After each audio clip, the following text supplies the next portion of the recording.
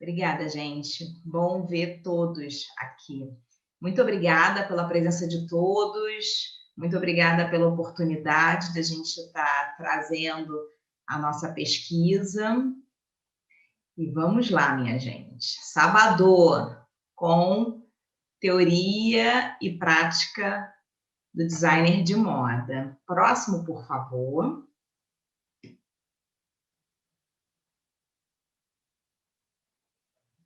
Ok. Esse trabalho, ele foi fruto de um TCC e ele foi desenvolvido para o colóquio através do relato da professora Luísa Meirelles, que foi a professora orientadora da nossa aluna que desenvolveu esse trabalho, e com o meu auxílio também. E aí, falar de ressignificar resíduos têxteis, um experimento para o design de superfície, foi algo assim muito interessante, porque isso vai de encontro exatamente com todos os anseios do que é ser o designer e principalmente por que atualmente o designer tem sido falado da seguinte maneira: designer, profissão do futuro. Com a conclusão desse trabalho, nós chegamos a, assim, é possível a gente confirmar que, de fato, ser designer é a profissão do futuro, sim. Então, esse trabalho veio só para reafirmar essa profissão tão importante para a humanidade. Próximo, por favor.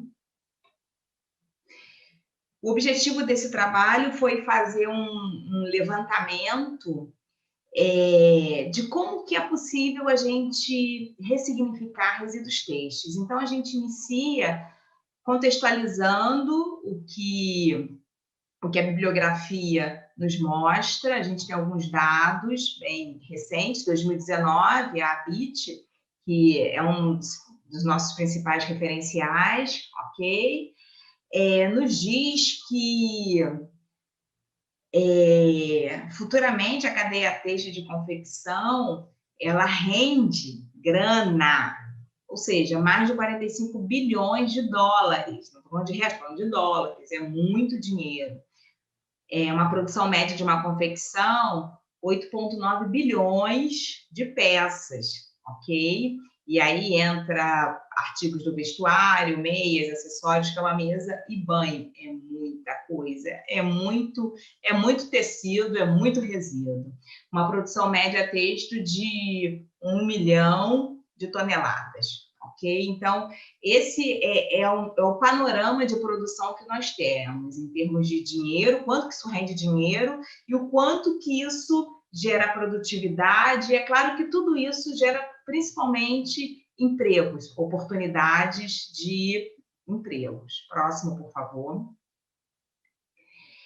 E aí, aprofundando essas questões e trazendo para a sustentabilidade, a gente percebe que de todo esse volume de resíduo que é produzido, cerca de 175 mil toneladas por ano, ok, são despejados, são resíduos produzidos.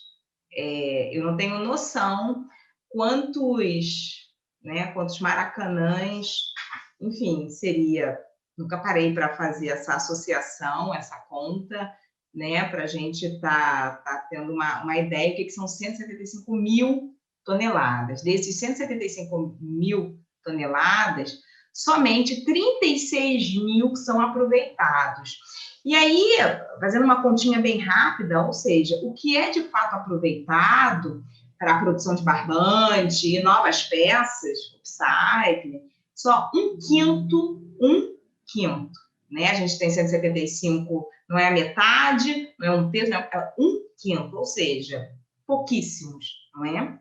A ABIT, ela, no descarte diário inadequado, cerca de 12 toneladas, né? A gente foi feito esse levantamento lá no Bom Retiro, em São Paulo, 12 toneladas diárias são realizadas, são feitas de forma super inadequada. Então, isso é muito preocupante para o nosso meio ambiente. Próximo, por favor. E aí, todo esse panorama nos mostra o quanto que fazemos parte de uma indústria que polui bastante, fazemos parte de uma indústria que realmente assim, não colabora nada com o meio ambiente. A ONU, ela nos alerta, né, um volume de resíduo urbano deve aumentar 2 bilhões de toneladas até 2025, ou seja, a coisa só piora. A gente não vê assim, né, algo que diz assim, não, mas é possível, está diminuindo, não, só piora. Ou seja, a ONU já fez uma projeção para 2025, daqui a 5 anos a gente vai ter mais resíduos ainda. E o Brasil, tendo apenas 58% do total do coletado, com o destino, né, desses 58%, eles vão para aterros sanitários, terrenos que funcionam de acordo com as exigências legais. A outra metade, sabe-se lá, a outra metade, aonde vai parar. E o que sobra, né, o restante, são despejados em aterros controlados e em lixões. Somente 4%, só 4% são reciclados. Gente, o que é isso, né? Eu fiz um panorama trazendo o quanto que essa indústria rende de dinheiro, o quanto que se produz, o quanto existe material têxtil, e de tudo que se produz, só 4% realmente é reciclado e oficialmente, que a gente tem conhecimento. A gente fica aí com 96% por aí, sabe-se lá o que se transforma, o que vira todos esses resíduos. Próximo, por favor. E aí, em cima de todas essas questões que nós trouxemos, a nossa aluna, ela fez esse panorama e trouxe aí, talvez, algumas soluções, como um designer, que é o agente de mudança nesse processo. Qual é o papel do designer? O papel do designer é estar realmente atendendo às necessidades do usuário. E hoje se faz necessário, um dos papéis do designer, né, porque são vários, a gente pensar em como resolver essa questão dos nossos resíduos. Então, está exatamente identificando, avaliando as relações estruturais, econômicas, funcionais, levando em conta todo o ciclo produtivo. Falar de ciclo produtivo na sustentabilidade e na área têxtil é complicado, porque a gente tem que levar em consideração que esse ciclo inicia lá no plantio. Vou pegar como exemplo o algodão, desse algodão. Será que essa terra é uma terra que está bacana, está legal? Será que quem está plantando está sendo bem remunerado? Então, são várias etapas até a gente chegar nesse produto que a gente está vestindo agora, nesse produto confeccionado. E aí, depois que esse produto é confeccionado, ou antes de ser confeccionado, o que fazer com esses resíduos? Então, a gente vai estar trabalhando em cima de um pedacinho mínimo desse ciclo, mas eu acredito que já seja alguma colaboração. Pensar, relacionar, agir, acionar o processo com muita sensibilidade. Novas formas de colaborar e conduzir os projetos que a gente desenvolve, ou seja, de repente, quando a gente pensar na concepção de um projeto, já pensar como que ele pode ser transformado quando ele chegar no fim de ciclo de vida. E novos relacionamentos entre idealizadores e consumidores, principalmente como conscientizar quem está projetando e quem está consumindo. Próximo, por favor. E aí, trouxemos como objetivo um novo sentido para esse resíduo, através de experimentos produtivos artesanais. Desenvolver uma coleção de adornos pessoais a partir da utilização de resíduos têxteis que seriam descartados. Tudo começou com a observação da Juliana Correia, nossa ex-aluna, que tem um negócio familiar de tecido, e ela começou a perceber o quanto que esses resíduos, como eles eram descartados de forma inadequada. E tudo isso foi muito durante o período que ela ficou na faculdade, 4 anos, e quando chegou no TCC, ela falou, bom, o que eu posso fazer para melhorar, para ajudar o meio ambiente? Então, a pesquisa dela começou a partir daí.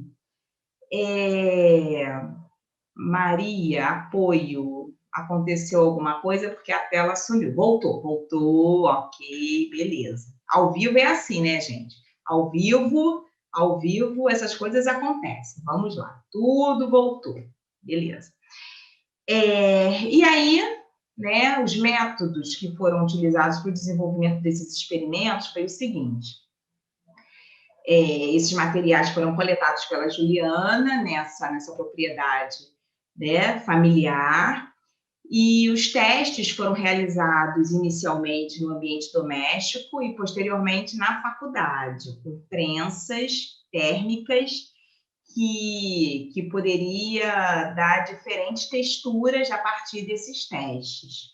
E aí a gente começou também a anotar, a relacionar tempo de prensagem, temperatura, para obter os diversos efeitos, porque até então a gente não tinha essa ideia. Ou seja, como será que vai ser essa receita? Próximo, por favor. Aqui nós temos já alguns resultados de como que ficou. Nós temos a Elanca Light, Oxford, já trançado e aquecido, foi um experimento doméstico. A gente tem aqui um outro experimento doméstico com a lycra trançada, ok? O que poderia ser feito e pensar em cima desse resultado, quais produtos nós poderíamos fazer? Que produtos seriam esses? Próximo, por favor. Nós utilizamos um tear manual, e desse tear foi possível a gente tecer essa lycra aquecida. Então, é possível vocês observarem nessas duas propostas os resultados, ok? Próximo, por favor. Já nesse outro modelo de tear, nós observamos que já deu um outro resultado dessa lycra trançada, ok? Essa lycra né, elas eram compridas e aí foi possível a gente perceber quantos centímetros seria necessário para a gente estar desenvolvendo esse produto, ou seja, o produto final, essa matéria-prima. Beleza? Deixa eu aguardar aqui, voltar. Deixa eu mandar. Enquanto isso, a gente vai refletindo sobre como que essa indústria gera tanta grana, tanto resíduo, e como que a gente poderia estar dando continuidade nesses resíduos. Ou seja, o que pode ser o final de um ciclo de vida para alguns é o início de um novo produto, é o início de uma nova forma de gerar renda e, principalmente, oferecer trabalho, emprego. Com certeza. Cris, eu estava ali vendo a sua apresentação e gostei bastante da escolha que vocês fizeram de construir um novo tecido, né? Ou seja, você pegou o resíduo, você fez uma manipulação no resíduo e construiu um novo tecido com tear. Não só fez um objeto, né, de acessório. Quando surgiu essa ideia do uso do tear? Isso é bastante interessante. Essa ideia surgiu com os alunos, eles têm uma disciplina de tecnologias têxteis, e aí, logo no primeiro período, é apresentado todo o processo que um tecido ele pode ser desenvolvido através de um tear manual, e vai até aqueles teares mais modernos, e assim, todos esses materiais têxteis são apresentados para os nossos alunos. E aí, isso provavelmente ficou na mente da Juliana, que quando ela veio com essa proposta, e ela tinha aqueles filetes, porque a gente sabe que quando a gente corta malha ou lycra, logo, né, ela enrola e vira um filamento. Então, esse filamento ele foi colocado nesse tear manual. E aí o grande lance era esse. Bom, e agora? O que fazer com isso? Vamos prensar. Ela começou fazendo prensas domésticas, ferro quente, tudo isso. E aí depois evoluímos lá para o CETICT, onde já tinham as prensas nos laboratórios, que chegava aí a mais de 250 graus, para a gente ver o resultado. A gente não sabia. E aí o interessante é que os resultados são os mais diversos possíveis, dependendo da temperatura, dependendo do material e do tipo de cor. E do tipo de trama também, porque isso é muito importante. Cada trama vai dar um resultado diferente. Já então, aproveitando... Fala, depois eu falo. Era só uma curiosidade. Vocês, então, aqueceram o tecido que foi manipulado, foi construído? Não, nós aquecemos aquela trama. Depois que ele foi tecido, aquela armação de tecido, e aí aquilo entrou na prensa, e o melhor resultado foi na prensa mais profissionalizada, né? Que chegava a uma temperatura bem alta. Tá voltando, Deb?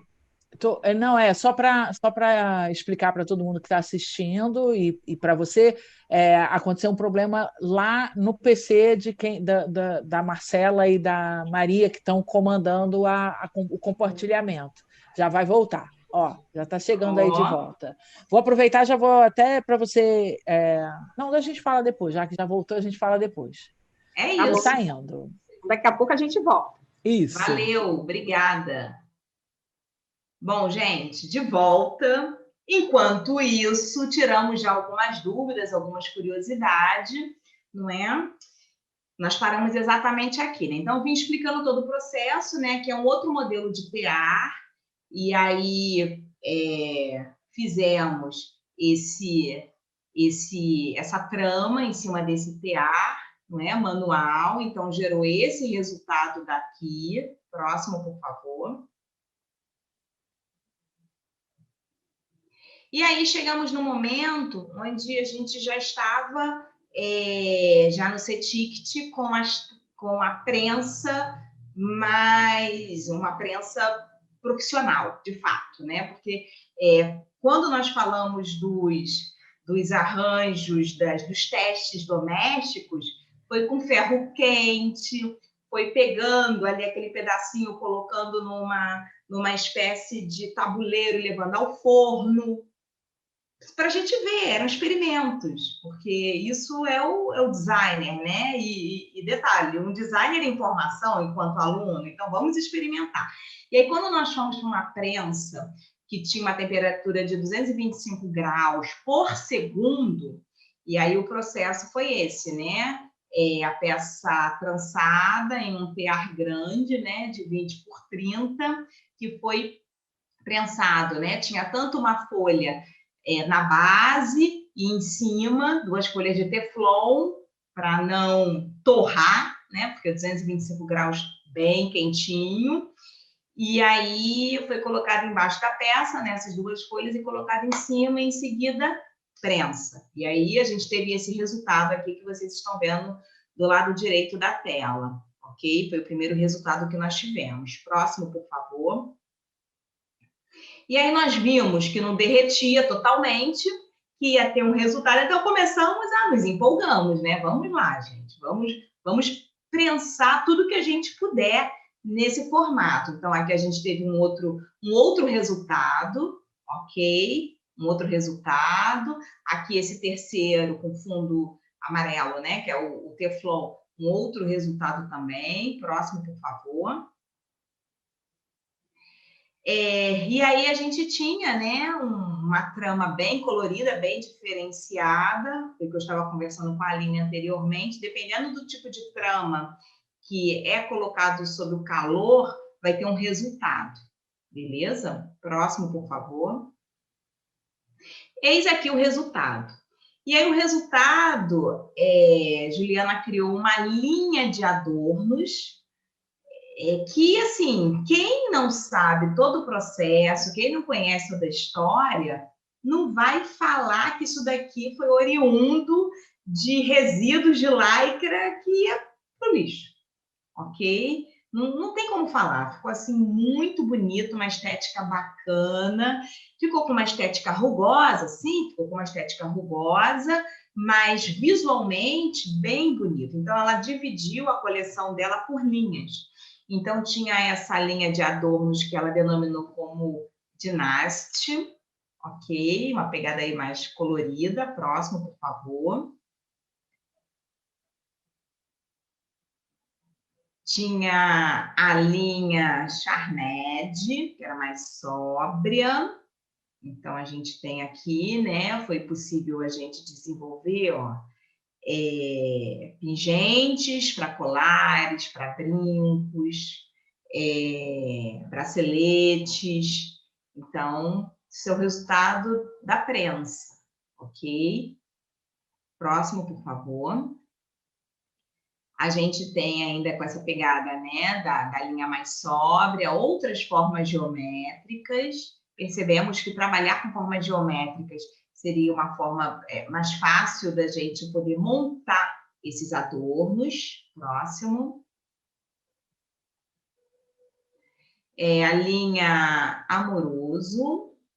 E aí a gente tem braceletes, a gente tem colares, ok?